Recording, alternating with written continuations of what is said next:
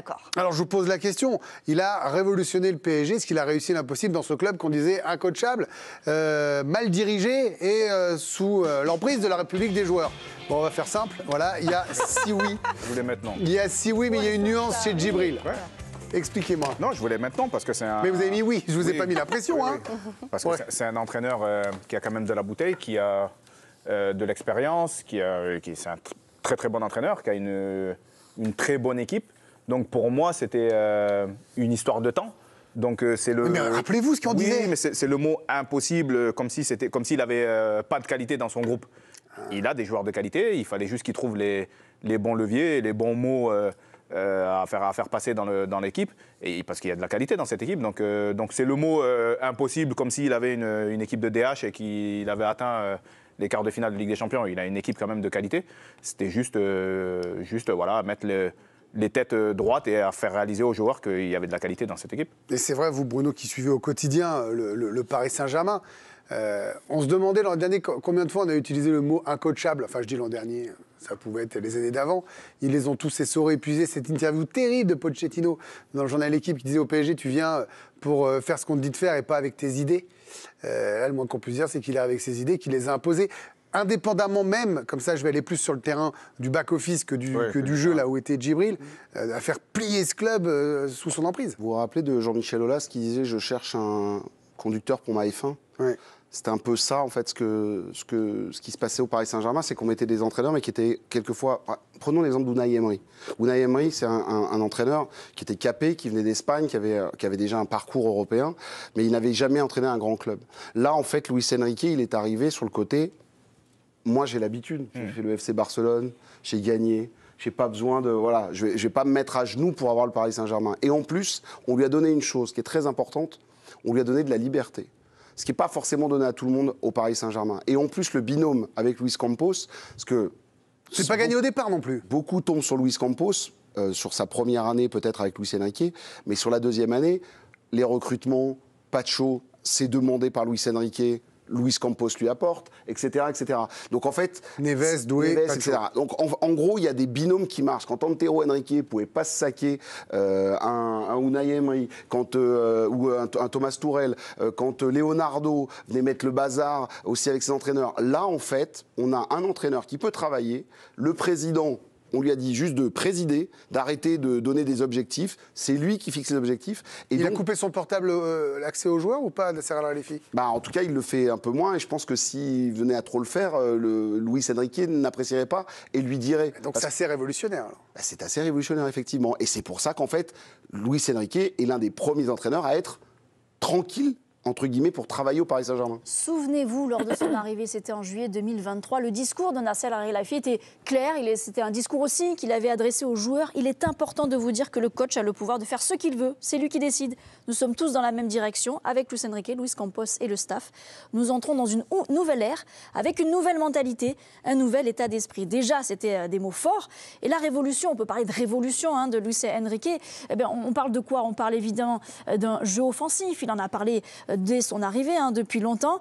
Il a effectivement la main aussi sur le mercato, on demande son avis et il est entendu. Il est prêt à faire des choix forts, comme mettre par exemple Mbappé remplaçant, Dembélé sur le banc ou encore titulariser Safonov. Et puis il y a aussi cet assouplissement de son management. À l'automne dernier, quand ça commençait à se crisper un petit peu, il a réussi aussi à avoir un discours plus proche des joueurs. Olivier Rouillet, vous avez été coach, je le dis pour les plus jeunes qui ne le savent peut-être pas forcément, non, mais en plus d'avoir été international, tout ça, y a un truc qui paraissait fou, c'est qu'ils en avaient fait une grande marque, très bien, ils ont obtenu des parcours, des titres en France. Il n'y avait pas à proprement parler d'équipe, à part peut-être à un moment celle où il y avait les Maxwell, Ibra, vous voyez, mais ils n'ont pas été très loin, eux, ils sont arrêtés en quart ou un truc comme ça. Est-ce que là, sa plus grande réussite pour vous, c'est d'avoir fait naître une équipe de foot au PSG ? Je pense que c'est une évidence comme le nez au milieu de la figure. Je pense qu'on on a tous de la sympathie, je le pense sincèrement, au PSG, parce qu'enfin, on voit une équipe qui réagit, qui agit et qui réagit. Et qui court. On voit des gamins qui sont sur le terrain, qui, lorsqu'ils perdent le ballon, le seul objectif, c'est de tout de suite enchaîner pour le repiquer à l'adversaire. Mais ça, on ne l'a jamais vu au PSG. Alors, moi, je veux bien que le président soit calmé et tout ce qu'on veut. Ça, c'est une évidence. Mais quand même, Luis Enrique, j'ai écouté, pourtant j'écoute pas souvent les émissions de radio, je peux vous assurer. Mais j'ai entendu, pas bien, ça faut écouter la radio. J'ai entendu Emmanuel Petit qui disait hier soir, on devrait s'excuser auprès de Luis Enrique, parce que c'est vrai qu'on l'a tous démonté, il faut être clair. Et notamment, c'est vrai que le titre de l'équipe qui était le déclassement. Mais c'était factuel. 26e quand vous êtes le PSG, c'est un déclassement. Mais je suis totalement. C'est pas pour défendre les copains, mais en novembre, c'est ça. Greg, j'étais le premier à aller dans ce sens-là, il n'y a aucun problème. Ouais. Mais quand on voit tout le travail qui a été fait, quand même, ce qui nous a agacé surtout, c'est de voir Luis Enrique dans ses conférences de presse quelquefois nous prendre pour des imbéciles. Ah oui. Il faut être clair. Mais avec lui derrière, l'idée qu'il avait derrière la tête, le travail qu'il a réussi à faire, et surtout, moi, c'est là où je suis admiratif de son travail, c'est comment il est rentré dans l'esprit des joueurs pour leur faire comprendre que c'était la seule manière pour y arriver. Et là, ils sont en train de nous faire une démonstration. Alors, je ne sais pas si ça va aller au bout, mais en tout cas, dans l'instant T, ce qu'on voit... Ça, c'est encore autre chose, effectivement. La Guinée, c'est encore autre chose. Dans l'instant T, ce qu'on voit, c'est quand même une équipe, une véritable équipe. Les Anglais le disent, ils sont tous étonnés, mais c'est une véritable équipe, et une équipe qui est magnifique à regarder. J'aurais jamais pensé parler comme ça du PSG, je peux vous le dire. Vous n'êtes pas le seul depuis la nuit. Je suis fier de toi. Je suis fier de toi. Attendez, ils se font leur petit câlin. La différence entre lui et peut-être les autres précédents coachs, c'est que lui, il est plus dans le management, plus dans le meneur d'hommes et dans le... Les autres ont essayé avant. Oui, mais lui, c'est peut-être plus naturel et... On l'écoute davantage, c'est voilà, c'est peut-être plus ça qu'il a que Unai Emery, par exemple. Ce que vous disiez, tout le monde peut-être connaît votre histoire, vous avez bien connu ce club de l'intérieur, le Paris Saint-Germain également. Vous avez connu donc une année aux côtés de Luis Enrique. En vrai, c'était imaginable que le club se transforme comme ça ? En vrai, si, quand on le côtoie, si. Parce qu'il arrive avec de telles certitudes de là où il va. Pour le coup, il y en a quand même qui sont montés dans le train dès le début, en se disant, on a l'impression qu'il sait tellement où il va depuis le début. Il affiche ses principes et il n'en démordra pas. Et c'est pour ça qu'on l'a mis là. Et là où c'est très fort, c'est vrai. Si on nous demandait il y a 4 mois, là, la même question. Est-ce qu'on s'imaginait que ce PSG, avec une équipe de jeunes, sans Mbappé, un Dembélé qui met 30 buts, allait éliminer la meilleure équipe d'Europe en s'arrachant comme ça sur le terrain ? Mais j'aurais dit, moi, impossible. Pour le coup, autant Luis Enrique qu'il est. Et là, il a réussi à changer à la fois la perception de cette équipe et l'ADN qu'elle a sur le terrain. Non, mais très, très fort. À l'intérieur du club même. Ouais. À l'intérieur parce qu'on avait quand même l'impression que c'était... Non, on le sentait, Greg.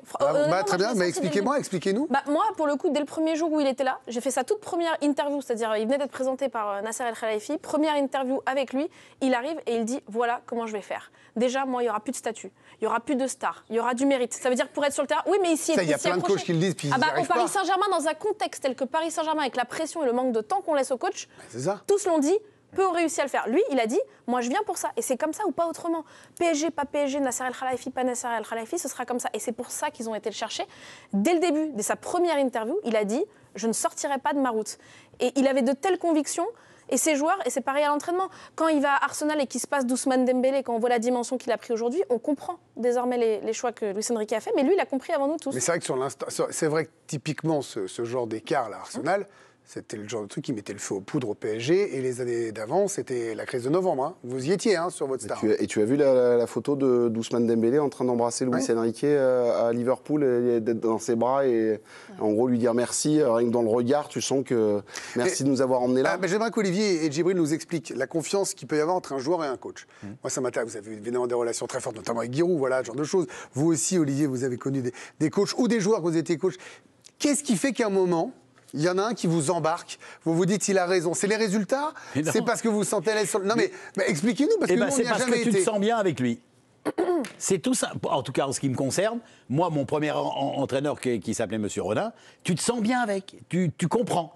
Tu comprends ce qu'il te dit. On voit la vision. Tu comprends le message qu'il te fait passer. Tu comprends, comment te dire, comment psychologiquement il t'emmène quand tu as 18 ans et que tu dois, et il t'aide, et il te soutient, et il te laisse pas tomber. Ce qu'on ne voit pas, nous, en tant que journalistes ou suiveurs. Vous ne sentez pas ça comme nous, on le sent, parce que nous, on le vit au quotidien, on le vit tous les jours. On le vit quand le mec, il te chope, le coach, pardon, il te chope juste avant de commencer l'entraînement. Il ne dit pas grand-chose. Il dit, Olivier, j'ai confiance en toi, ou un truc comme ça. Et hop. Mais ça veut dire qu'il y a beaucoup de travail comme ça fait au quotidien. Quand il dit l'entraînement me dit beaucoup, c'est vrai. Oui, parce que le grand public voit voient le match du samedi, 90 minutes, et ils ne savent pas ce qui se passe la semaine. Moi, je suis impliqué maintenant de plus en plus avec la JOCR, et je peux vous dire que c'est un travail humain aussi.